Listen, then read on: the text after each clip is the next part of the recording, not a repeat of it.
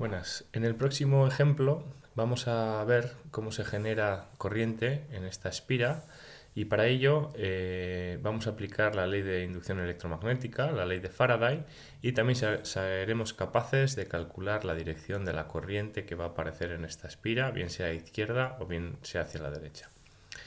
¿Qué es lo que tenemos? Bueno, tenemos un campo magnético uniforme, nos dicen, de un Tesla y está orientado en dirección, entra en la dirección de la pantalla, ¿de acuerdo?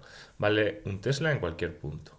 Por otro lado, también nos dicen que el circuito cerrado que forman este cable en forma de U conductor con esta barra movible, que también es conductora, vamos a suponer que en ningún caso hay fricción en los puntos de unión. Bueno, pues ese cable en total tiene una resistencia de 0,4 ohmios. Entonces, si alguien está moviendo con 8 metros por segundo esta barra, lo que está sucediendo es que, tal y como hemos visto en la teoría, el flujo magnético a través del área que forma el contorno del conductor, esta de aquí que estoy dibujando, está creciendo, porque en un instante estas líneas de campo de aquí que no atraviesan el área, posteriormente cuando la barra llegue hasta aquí, ¿de acuerdo? Pues sí que la atravesará, ¿de acuerdo? Vale, entonces queremos saber, tenemos claro que el flujo magnético varía con el tiempo de ese área, queremos saber cuánto. Para ello no nos queda otro remedio más que calcularlo. Vale, el flujo magnético viene dado por el valor del campo, el producto escalar por el diferencial de A. Bueno, en este caso tenemos la suerte de que B es uniforme. Si B es uniforme, quiere decir que cualquier diferencial A que yo coja, por ejemplo este de aquí, ¿vale? B no varía, por lo tanto podemos sacarlo fuera de la integral. Esto será B, el producto escalar de el diferencial de A. Simplemente recuerdo que lo que he hecho es que, como el campo magnético es igual en este diferencial de A o en este otro o en este otro, puedo sacarlo fuera de la integral. Por supuesto, la suma de todos los diferenciales de A será el área total. Entonces esto es B por el área. Bueno, ahora nos toca lidiar con el producto escalar. Hemos dicho que el campo magnético está dirigido hacia dentro de la pantalla y el diferencial de A es el vector perpendicular a cada uno de estos elementos, que también lo elegimos hacia dentro de la pantalla, por lo tanto son paralelos y tenemos que el campo eléctrico es B por A. Perdón, sin el producto escalar, que si queréis vamos a ser un poco redundantes, por coseno de 0, que es 1. ¿Vale? Entonces esto será B, es decir, un Tesla, por el área que tenéis dibujado en roja. Y es lo que cambia con el tiempo. ¿Vale? Porque la barra se está moviendo. Esto será igual a B por la longitud que voy a llamar L. Esta le voy a llamar L, es la anchura esta de aquí. ¿De acuerdo? Vamos a pintarlo de naranja. ¿Vale? Esto es L. Y esto otro será la coordenada donde esté la barra en cualquier momento, a la que voy a llamar X, y es lo que varía con el tiempo. ¿De acuerdo? Bueno, pues ya tenemos. Ese es el flujo magnético. Según la ley de Faraday, el valor absoluto, me voy a preocupar del valor absoluto, luego ya dibujaré hacia qué lado fluye la corriente, será la derivada de este flujo.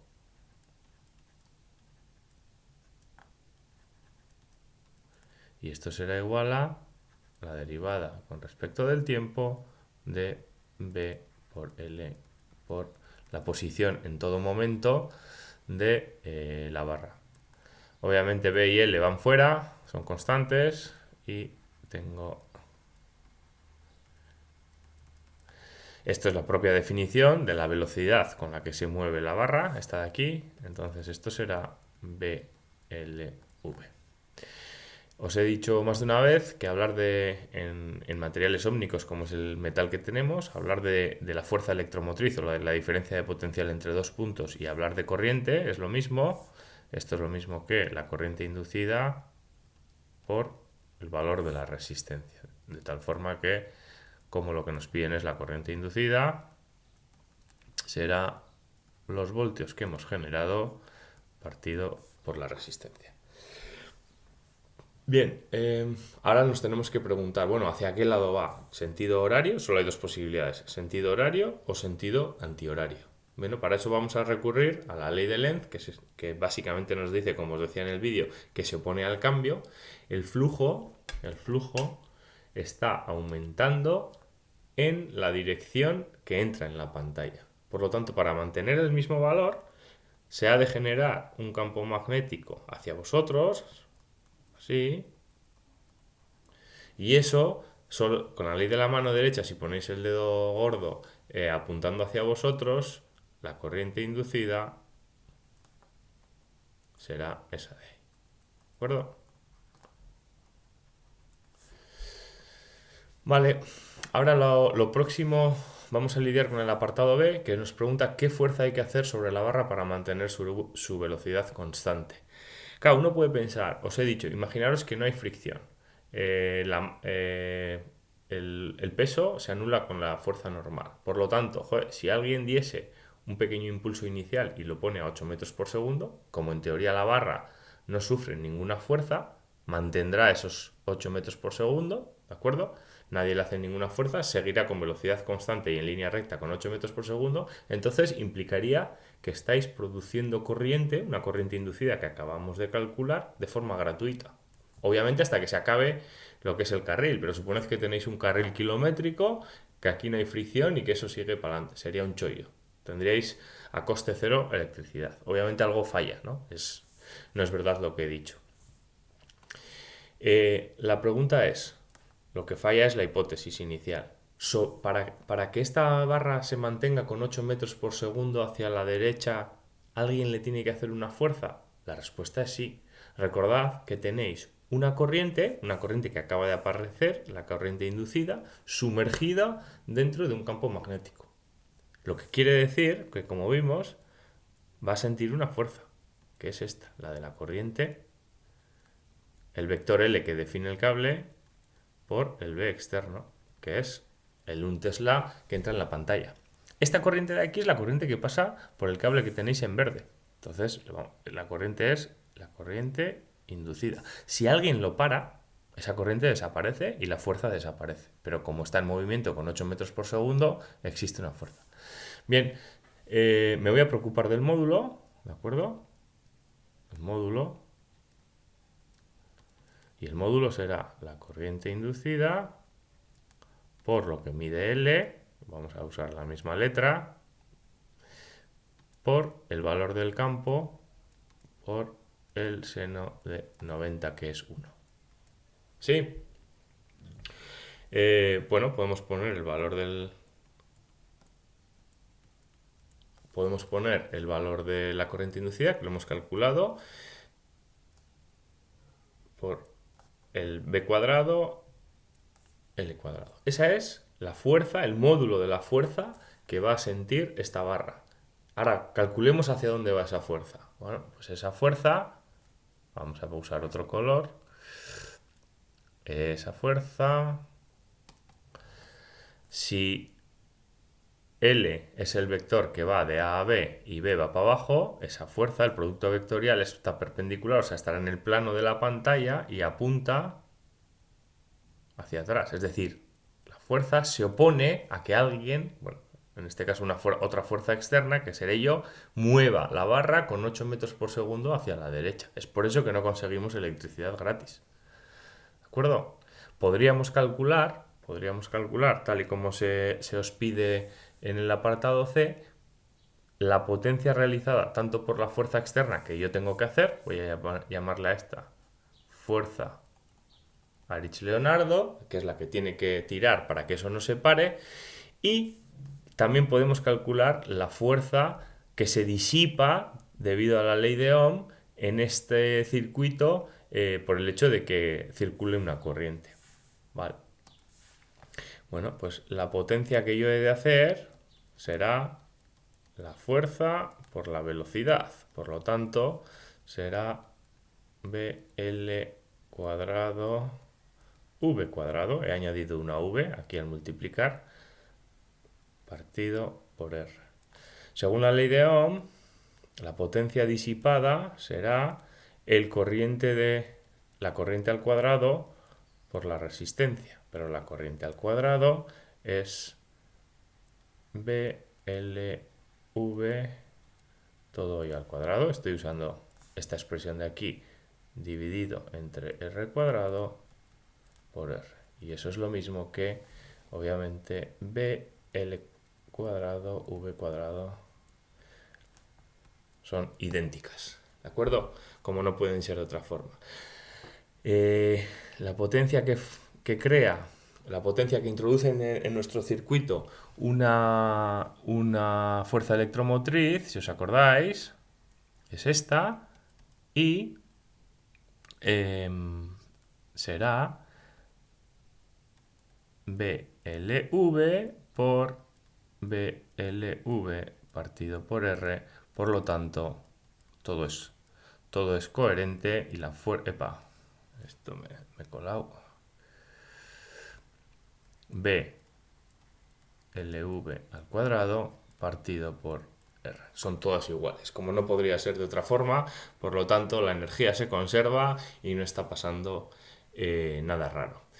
Ahora os quiero hacer ver que, si bien para definir la corriente tiene que haber un circuito cerrado, las corrientes son cargas en movimiento, si el circuito está abierto no va a fluir corriente, para definir la fuerza electromotriz o la diferencia de potencial, podemos tener una única barra viajando en un campo magnético. Para ello vamos a replantear este problema, lo vamos a hacer de igual forma, quitando esta U. Simplemente vamos a mover esta barra dentro del campo magnético y vamos a analizar a ver qué es lo que pasa.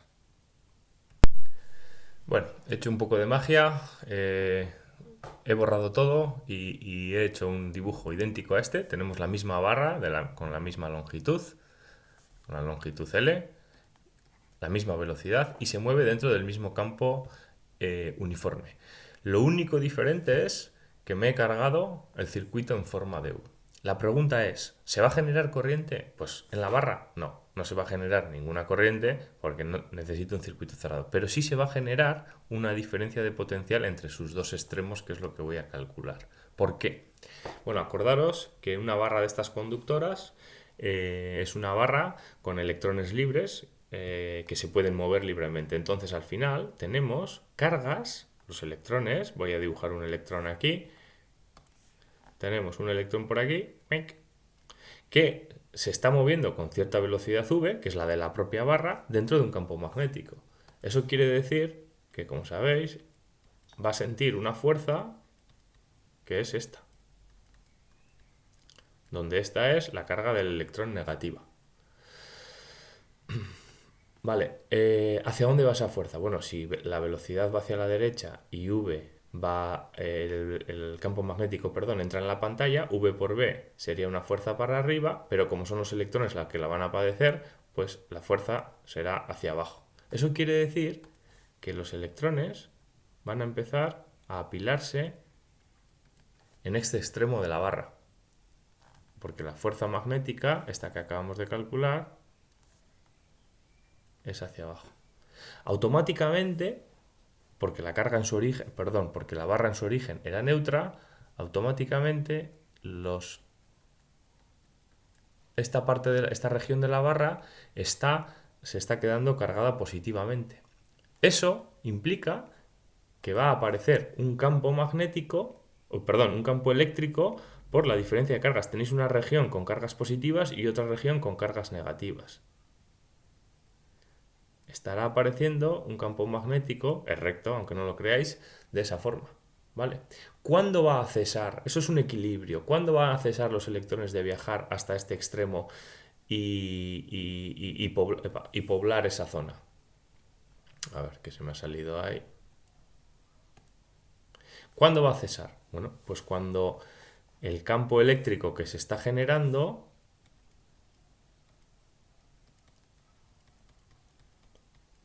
la fuerza sobre cada uno de los electrones será la suma del campo eléctrico que se está generando por la distribución de cargas y la fuerza magnética por el hecho de que se están moviendo. Cuando los igualéis, cuando se igualen, ¿de acuerdo? QE sea igual a QVB, eso cesará y se llegará a un equilibrio. Vale, pero a su vez, el campo eléctrico, como sabéis, Q es la diferencia de potencial que haya entre los extremos de la barra partido por la distancia. Y la distancia en este caso es lo que mide la barra. Eso será igual a QVB. Q y Q se van. Y la diferencia entre los límites de la barra será VB por L, que es, si os fijáis, la misma fuerza electromotriz que hemos calculado con el circuito. Aquí no tiene sentido de hablar de corriente inducida, pero sí de una diferencia de potencial entre esta región de aquí y esta región de aquí. ¿De acuerdo? Entonces, todo esto es otra forma de verlo.